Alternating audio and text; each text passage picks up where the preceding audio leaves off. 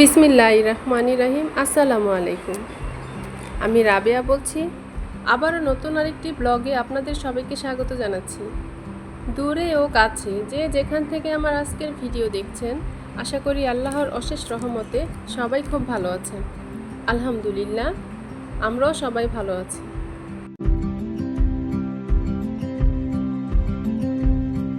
প্রতিদিন একটাই চিন্তা, কালকে কি রান্না করব। এই চিন্তাটা কি সবাই করেন?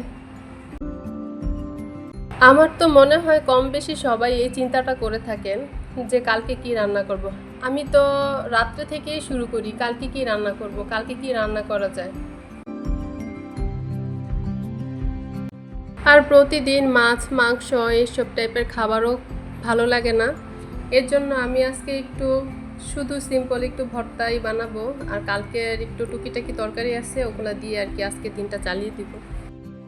তো এর জন্য আমি গাছ থেকে কিছু মরিচ নিয়ে আসছি, আর এই মরিচগুলো প্রচণ্ড আকারে ঝাল।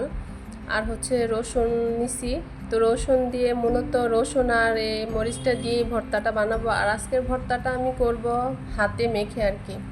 অন্যান্য সময় যখন করে থাকি তখন শিলপাটায় বেটে আর কি করে থাকি, হয়তো ব্লেন্ডারে ব্লেন্ড করে নিই। কিন্তু আজকে এটা আমি পাটায় করব না, এটা আমি আজকে হাতেই করে নিব। মরিচ আর রসুন একসাথে আর কি টেলে নিয়ে তারপরে আমি এটা হচ্ছে সুন্দর করে হাতে করে নিছি ভর্তাটা। এই তো আমার ভর্তাটা করা কমপ্লিট হয়ে গেছে। আর ভর্তাটা করছি ঠিকই, কিন্তু আমি একটুও ভাগে পাই নাই। এটা আর কি তারা, আমার ভাই, তার ফ্রেন্ড আর আমার ফুফাতো ভাই, তারাই আর কি খেয়ে ফেলছে, আমরা আর কি ভাগে পাই নাই। ভর্তাটা ঝাল হইলেও অসম্ভব আকারে মজা হয়েছে। আমি যখন বানাইছি তখন একটু টেস্ট করছি। এই তো তারপর আমরা দুপুরে খাওয়া দাওয়া করলাম, সবাই মিলে খাওয়া দাওয়া করে একটু গল্প গুজব করলাম। আর উপরে কাজ চলতেছিল, ওইখানে কিছুক্ষণ ছিলাম। তারপরে হচ্ছে এই তো সন্ধ্যাবেলায় আমি আর কি নুডলস রান্না করব। তো আমার বোনও বলতেছে নুডলস খাবে, তো নুডলস রান্না করব। তো এই তো আমি নুডলসটা আর কি সিদ্ধ করে নিচ্ছি।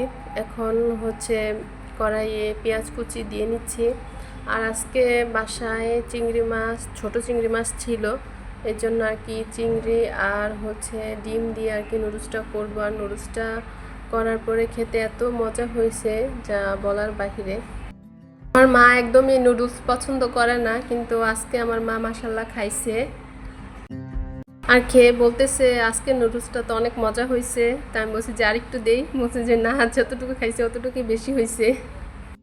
রান্না করার পরে যদি কেউ সেই খাবারটা খেয়ে প্রশংসা করে তাহলে আসলে এটা ভালো লাগে, এটা সবার কাছেই ভালো লাগে যখন কেউ খাবারটা খেয়ে প্রশংসা করে। আর আমি যখন কোনো কিছু রান্না করি আর সেটা খেয়ে যদি কেউ প্রশংসা করে তখন আমার রান্নার আগ্রহটা আরও বেড়ে যায়।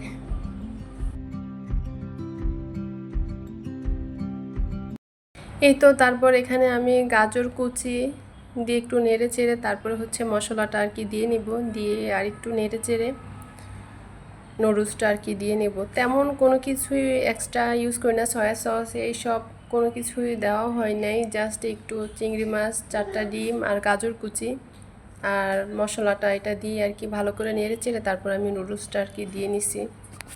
আর যখন দেখবেন আপনি আর কি খুব মনোযোগ সহকারে কোনো কিছু রান্না করবেন তখনই দেখবেন রান্নাটার মধ্যে কেমন যেন একটু ঝামেলা হয়ে গেছে।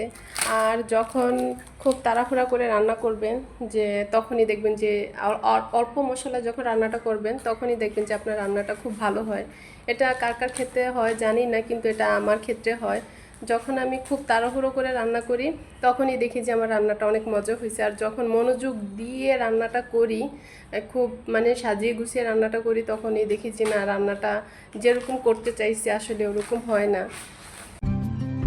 আমি অন্যান্য সময় নুডলস রান্না করলে আমি প্রথমে আর কি টমেটোটা দিয়ে ফেলি, দিয়ে নিই আর কি। আর তখন দেখা গেছে যে টমেটোটা হচ্ছে এটা গলে একদম নুডলসটা কেমন জানি ভেজা ভেজা হয়ে যায়।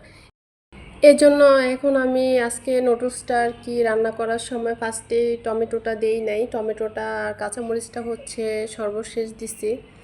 আর এটা সর্বশেষ দেওয়ার কারণ হচ্ছে যেহেতু বাচ্চারা খাবে আর মরিচগুলো প্রচণ্ড আকারে ঝাল, এর জন্য সবার লাস্টে দেওয়া হয়েছে কাঁচামরিচটা। আর টমেটোটাও কালারটা সুন্দর থাকবে, এর জন্য আজকে লাস্টে দেওয়া হয়েছে। এই তো আমার নুডলসটা রান্না করা কমপ্লিট হয়ে গেছে। আমার আজকের ভিডিওটি যদি আপনাদের কাছে একটুও ভালো লেগে থাকে তাহলে চ্যানেলটি সাবস্ক্রাইব করে রাখতে পারেন। আর যারা অলরেডি সাবস্ক্রাইব করেছেন তাদেরকে অসংখ্য অসংখ্য ধন্যবাদ।